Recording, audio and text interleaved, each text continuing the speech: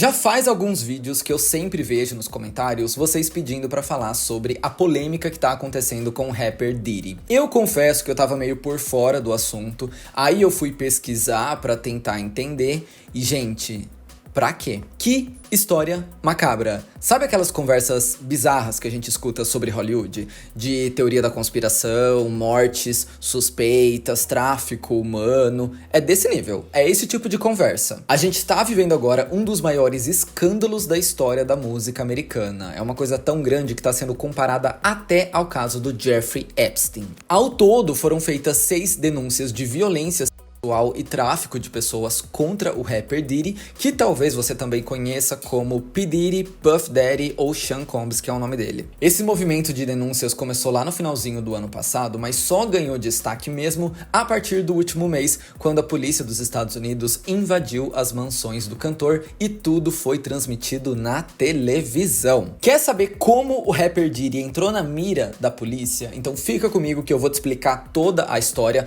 vou te explicar como começaram as denúncias e como a bola de neve foi crescendo, e mais pra frente no vídeo a gente vai resgatar algumas histórias que corroboram com esse caso todo, tá? Fica comigo que eu vou te contar tintim por tintim, só deixa eu me apresentar antes, caso você seja novo por aqui. Olá, muito prazer, eu sou o Fefo Caires e esse é o Fefo Verso, é o nosso mundinho pop, onde a gente fala sobre Hollywood, filmes, séries, fofocas de famosos, tretas de celebridades e muito mais. Então já se inscreve aí pra não perder nada, e se você puder me seguir nas redes sociais, isso me ajuda muito também. Eu vou te contar como o Diddy começou na indústria, porque isso é uma peça fundamental da história, para você conseguir juntar esse quebra-cabeça e ver como tudo tem uma origem lá atrás. Olha, o produtor entrou para a indústria da música em 1990 como estagiário da gravadora de hip hop Uptown Records, e ele permaneceu ali por 3 anos, nesse meio tempo subindo de cargo, conseguindo contatos ainda maiores no meio musical.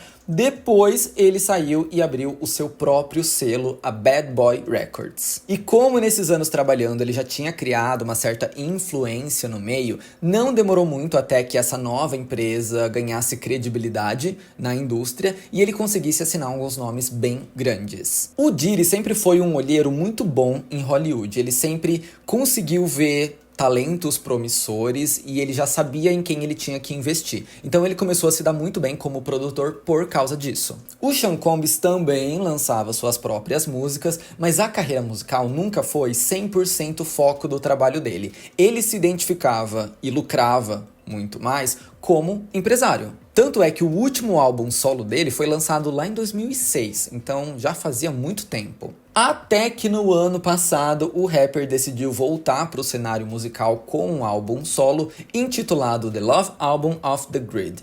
E tudo parecia estar indo muito bem, obrigado. Esse projeto até recebeu indicação ao Grammy, então foi um baita comeback na carreira musical dele. Porém, uma semana depois de ser indicado à maior premiação de música do mundo, no dia 16 de novembro, bem no final do ano, a sua ex-namorada e também cantora Cassie entrou com uma ação judicial contra ele. Os dois tiveram um relacionamento entre 2007 e 2018, então eles passaram bons anos juntos, mas, de acordo com a mulher, os abusos começaram muito antes, ainda em 2005, quando ela teria sido drogada e espancada pelo rapper, que a obrigou a ter relações com garotos de programa enquanto ele filmava tudo. Nesses mais de 10 anos que eles ficaram juntos, a cantora revelou ter sido abusada e violentada por ele das mais diversas formas. Inclusive, ela acusou o rapper de comércio ilegal de pessoas para exploração sexual.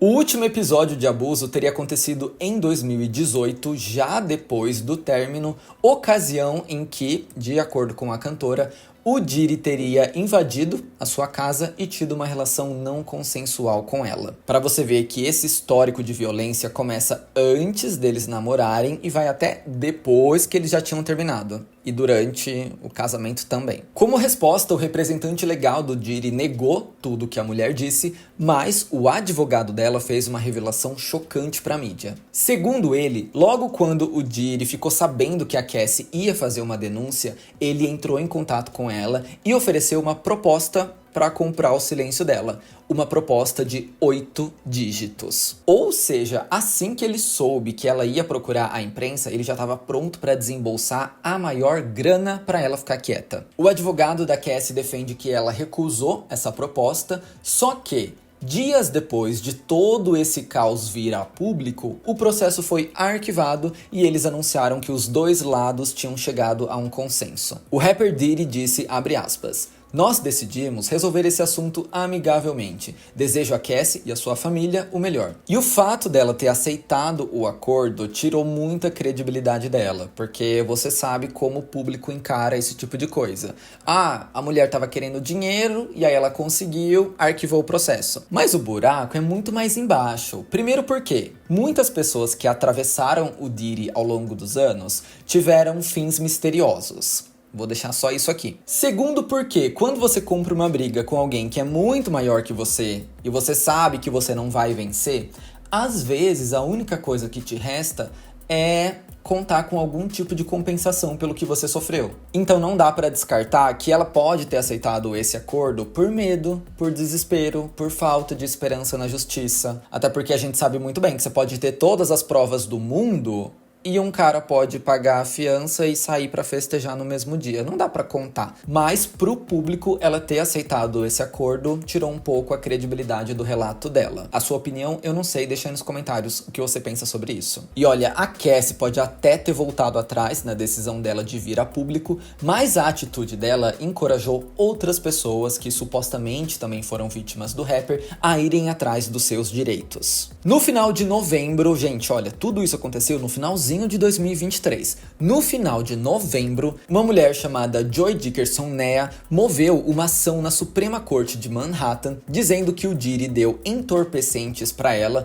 e a agrediu em 1991, quando ela ainda estava na universidade. E o relato dela é bem parecido com o relato da Cassie, quando ela diz que também foi filmada de forma não consensual e que depois essa fita teria sido espalhada para vários magnatas da música. Nessa mesma época, quem também abriu uma denúncia contra o Diddy foi uma mulher anônima, Jane Doe, sem nome. O caso teria acontecido na mesma época do da Joy Dickerson, lá nos anos 90, só que dessa vez incluía mais pessoas. Além do rapper, o cantor Aaron Hall e mais um amigo teriam abusado dessa mulher. Novamente, o advogado do Sean Combs... Gente, se eu falar Sean Combs, Diddy, Puff Daddy, é a mesma pessoa, tá? Novamente, o advogado dele veio a público e disse que essas pessoas só estavam interessadas em dinheiro, em tirar dinheiro do rapper e por isso estavam inventando essas histórias. Eu falei que isso foi no finalzinho de novembro, né? Pois no comecinho de dezembro, olha só, foi assim uma enxurrada de denúncias.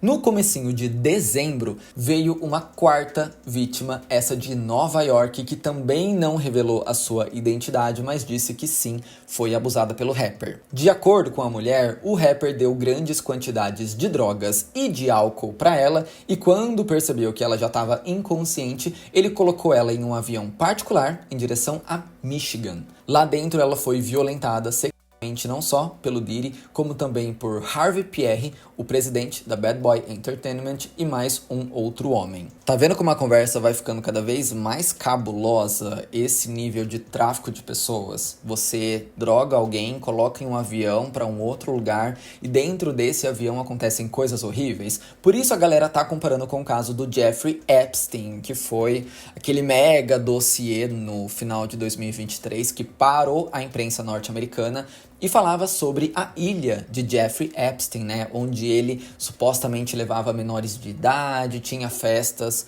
com orgias, coisas não consensuais e convidava celebridades para irem lá. Foi um caos. Se você viu alguma coisa sobre isso, essa é a comparação que estão fazendo agora. Foi depois que essa quarta vítima veio a público que o Puff Daddy se pronunciou sobre todas essas denúncias pela primeira vez nas suas redes sociais. E ele disse o seguinte, abre aspas, já basta. Nas últimas semanas fiquei sentado em silêncio e observei pessoas tentarem assassinar o meu caráter, destruir a minha reputação e o meu legado. Coisas coisas doentias foram feitas contra mim por indivíduos que buscam um pagamento rápido. Deixe-me ser absolutamente claro, não fiz nenhuma das coisas horríveis que estão sendo alegadas. Lutarei pelo meu nome, pela minha família e pela verdade. Após esse comunicado, a gente ficou um tempo em silêncio, sem mais notícias sobre esse grande drama, até que em fevereiro desse ano, a gente dá um salto no tempo, agora mais recente. Em fevereiro desse ano, o produtor musical Little Rod, que trabalhou com Diddy no seu álbum mais recente, esse de 2023 que eu te falei, revelou também ter sido uma vítima do cantor. Segundo ele, nesse processo de criação do disco, que foi de 2022 a 2023, ele foi assediado, drogado, forçado a ter relações com garotos de programa, humilhado e diversas vezes apalpado pelo rapper. Nessa ação movida pelo produtor, ele pediu uma indenização de 30 milhões de dólares. Essa já era a quinta denúncia contra o magnata da música num período de 4 meses, e foi só aqui que a gente começou a ver uma movimentação da polícia. Quando eu fiquei sabendo disso, eu pensei, caramba, meio curioso, né, que a gente teve 200 denúncias de mulheres, mas só quando um homem se pronuncia, só quando um homem faz uma denúncia, aí que a polícia se movimenta para fazer alguma coisa. Mas aí eu desci um degrau da militância e eu entendi que provavelmente esse tipo de operação policial não é feita da noite pro dia.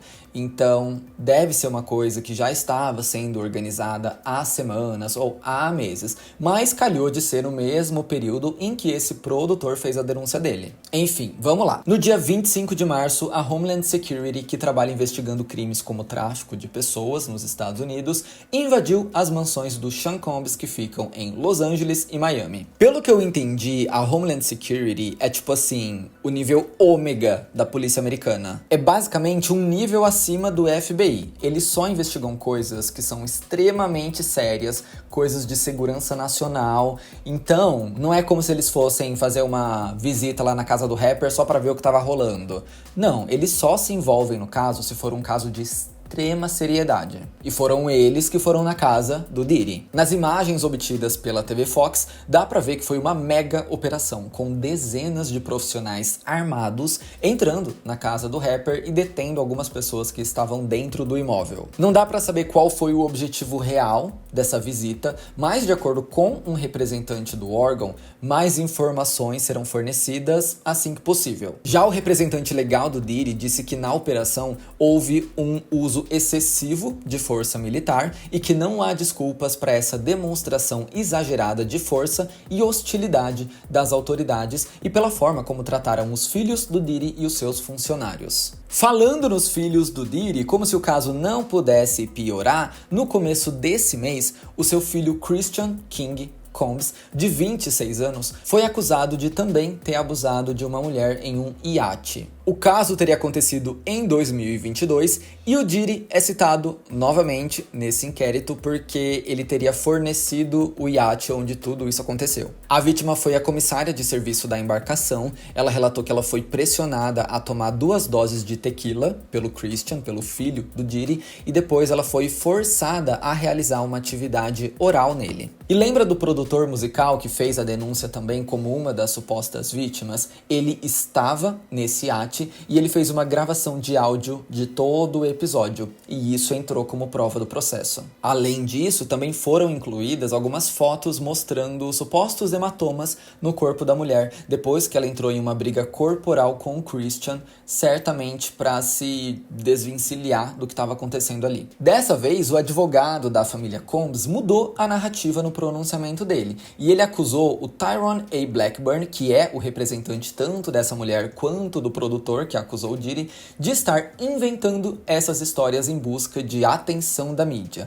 como se o representante legal dessas vítimas quisesse status. Por isso que ele tá comprando essas brigas enormes. Depois disso, o rapper fez mais uma postagem no Instagram e dessa vez parecia que tinha uma mensagem subliminar ali. Ele postou um trecho do seu clipe Victory que mostra ele fugindo da polícia e na legenda ele escreveu "Bad Boy pelo resto da vida". Agora, com o nome do Diddy em alta, a galera começou a resgatar algumas coisas que já aconteceram em Hollywood e que talvez sejam indícios de que o pessoal sabia o que acontecia. Como uma cena do filme Todo Mundo em Pânico, que pra gente naquela época podia parecer só mais uma piada, mas que agora revisitando, talvez seja uma evidência de que a indústria já sabia da reputação do Diddy. Em determinado momento do filme, a Brenda solta a seguinte frase: Meu amigo Sean deu uma festa na piscina no verão. O Sean?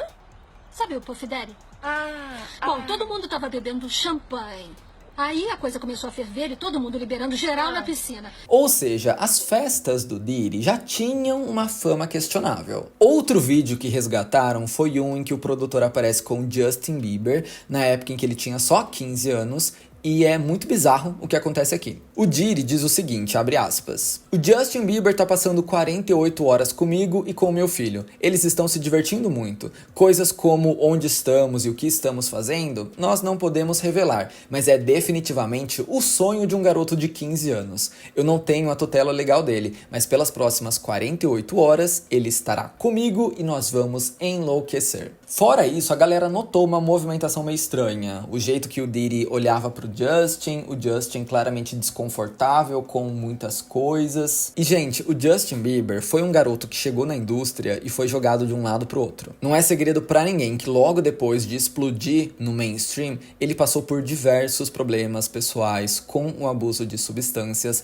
Até hoje ele diz que essas experiências perseguem ele. E apesar de nunca ter sido claro sobre o que ele viveu, a gente sabe que ele carrega muitas cicatrizes até hoje. Eu já vi muita gente dizendo que ele perdeu o brilho que ele tinha um dia, como se uma parte dele tivesse sido arrancada dele mesmo. E agora, colocando os pingos nos is, muita gente acha que o Diddy pode ter alguma coisa a ver com essa história. Pra você entender, o Justin Bieber foi descoberto e apadrinhado pelo Usher, que foi descoberto e apadrinhado pelo Diddy, que foi descoberto e apadrinhado pelo Andrew Hall, que foi descoberto e apadrinhado pelo Clive Davis. É uma teia que percorre décadas da indústria musical e que algumas pessoas sugerem ser uma rede de abusos. Não estou dizendo que o Usher é um dos abusadores, tá? Mas só para você entender como esses contatos aconteceram. Como se fosse um esquema de pirâmide mesmo. Uma coisa vai puxando a outra, vai apresentando para um, vai apresentando para outro. Um apadrinha o outro, quer cuidar, quer ser responsável, quer gerenciar. E aí só Deus sabe o que acontece. Por exemplo, quando o Diddy apadrinhou o Usher lá nos anos 90, ele foi enviado para um campo de treinamento do Diddy. Meio que um retiro, para ele estudar música, se aprimorar, em tese. Hoje, anos e anos depois, o Usher diz que via muita coisa estranha naquele retiro, que ele não entendia na época, mas que hoje jamais deixaria os seus filhos irem num lugar assim. Por isso a gente suspeita do que aconteceu com o Justin Bieber, que tinha ali os seus 14, 15 anos, mesma vibe do Usher nos anos 90, e que também foi passar muito tempo com o Diddy. Então a gente não sabe exatamente o que o Usher viu nesse tal acampamento, e a gente não sabe o que o Justin Bieber viu nessas muitas e muitas horas que passou com o rapper. Existem histórias, e aí a gente vai começar a entrar em teorias da conspiração. Claro que a gente não pode colocar a mão no fogo por nada dito aqui, mas existem histórias, blind items nessas denúncias anônimas de que o Justin Bieber era passado para todos os contatos do Diddy. Tipo um brinquedo mesmo, para ser usado e abusado por todo mundo. Alguns fãs até especulam que o Justin tenha dado algumas dicas disso no clipe de Yummy, por exemplo, que mostra ele como um prato ali sendo servido para várias pessoas mais velhas, homens, mulheres, e inclusive vale lembrar que ele teve uma crise pesadíssima nessas gravações, ele até chorou. Então assim, quem sabe esse era o jeito dele, o jeito menos óbvio, o jeito que não colocasse um alvo nas costas dele, de nos dizer um pouco o que ele passou. Então só nos resta especular mesmo. Mas o ponto é, esse rolê do Diddy não começou com ele, sabe? Se as histórias forem verdade, esse é um esquema de décadas e décadas que assombra Hollywood e que todo mundo sabe que acontece e finge que não. E varre pra debaixo do tapete. Inclusive, uma galera já disse que recebeu o conselho do Denzel Washington dizendo: sempre saia das festas 30 minutos antes do diabo chegar. E por isso, Denzel Washington nunca ficava até tarde nas festas de Hollywood, sempre saía mais cedo, 30 minutos antes do diabo chegar. E quem era o diabo? O Diddy. Essa era a reputação das festas em que o Diddy estava envolvido. Todo mundo sabia que ia rolar bebida, drogas, atos não consensuais e filmagens. Tudo filmado, tudo espalhado para Hollywood. Enfim, é bom lembrar que tudo isso tá em investigação. O Diddy não foi culpado de nada na justiça, então não tem como a gente dizer com certeza quem tá certo, quem tá errado. A gente tá especulando, dizendo que as pessoas falaram, o que as acusações dizem e meio que indo a fundo nas teorias da conspiração, mas que fique bem claro aqui, a gente não está confirmando nada. Acontece que o Diddy já sentiu o impacto dessas denúncias, mesmo que não seja um impacto judicial ainda. Por exemplo, ele deixou o cargo de presidente da Revolt, que é uma rede de TV lá dos Estados Unidos que ele criou e que é voltada para música. Segundo o comunicado de desligamento, foi uma decisão que partiu do próprio Diddy e é uma coisa temporária. Só que, né, é curioso isso ter acontecido no meio desse caos. Sobre o Grammy, lembra que eu disse que ele foi indicado? Pois muito que bem. Dizem por aí que ele foi desconvidado do evento, porque ele não compareceu ao Grammy. Mas, ao mesmo tempo, o projeto dele ainda estava ali indicado. Ainda apareceu nas nomeações, isso ninguém tirou. Então não sei. Por fim, o rapper estava até produzindo um reality show com o Hulu, que ia ser mais ou menos na vibe de The Kardashians, mas a produção foi cancelada, assim que surgiram as primeiras denúncias aí na virada do ano. E até onde a gente sabe, muitas pessoas podem ser chamadas para depor agora. Isso porque nesses relatos de produtores e em todas essas histórias, nomes como Justin Bieber, Jay-Z, Kanye West foram citados. Então essa história tá longe de acabar. Sabe uma coisa que é chocante? É que o Diddy foi visto andando por uma das suas propriedades em Miami nesses dias aí e tinha fãs ali, gritando, apoiando, torcendo por ele. Eu jamais colocaria minha mão no fogo por uma pessoa que está sendo alvo da justiça de uma investigação da Homeland Security com uma vítima surgindo por semana. Eu posso ser o maior fã do mundo. Eu não colocaria minha mão no fogo de ir lá torcer por uma pessoa que está sendo alvo de tudo isso. Mas tem louco pra tudo. Agora me diz aí, essa história te surpreendeu ou você é aquele tipo de pessoa que quando fala sobre a indústria da música, você já tá preparado pro pior? Porque eu acho que essa história é um exemplo disso. Da gente esperar o pior e o pior realmente acontecer. Comenta aqui a sua opinião sobre todo esse caso. Eu espero que esse vídeo tenha te ajudado a entender um pouco dessa polêmica e do que tá acontecendo. Se você gostou desse vídeo, deixa um like, manda para um amigo para ele se informar. Vai me seguir nas redes sociais também e a gente se vê no meu próximo vídeo. Belezinha? Bye, bye.